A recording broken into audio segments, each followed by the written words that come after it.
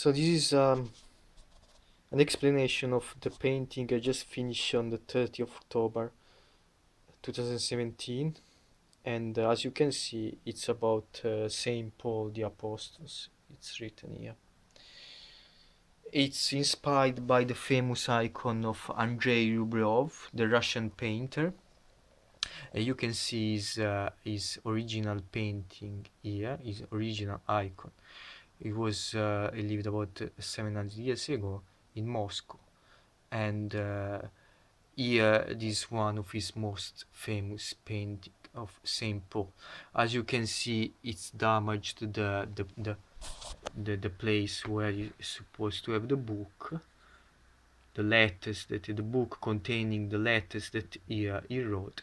It's very damaged, probably because of candle.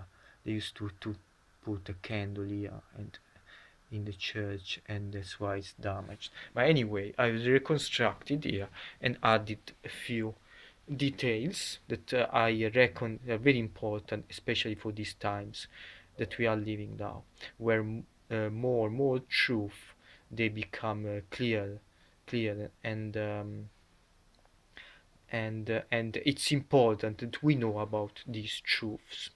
So we know already that by tradition that Saint Paul was killed by a sword. That's why I painted a sword there, and also we know that the sword, apart being the instrument used to cut off the head of Saint Paul in Rome, it's also a meaning of the word of God. So we read in the Bible that the sword, the word of God, is like a double-edged sword. That's why for me it was important to add in this painting, because in many paintings we see always Saint Paul with a sword, especially in his hands.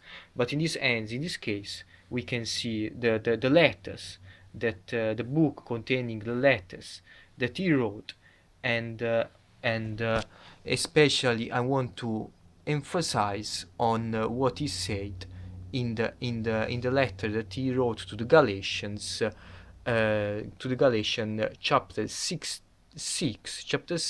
verse 17. I wrote it here. So basically that's what he said, even though I shortened a little bit to fit it. So that's what he says, Galatians chapter 6 verse 17. From now on, let no one cause me trouble, for I bear on my body the marks of Jesus, or of Christ, in some translation.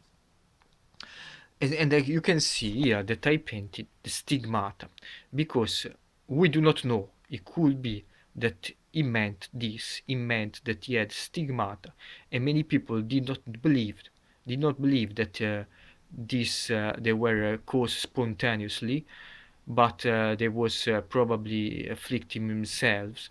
So there were some voices, rumors around, especially the Galatians, that these stigmata, they were not true. They were not spontaneous, as I said.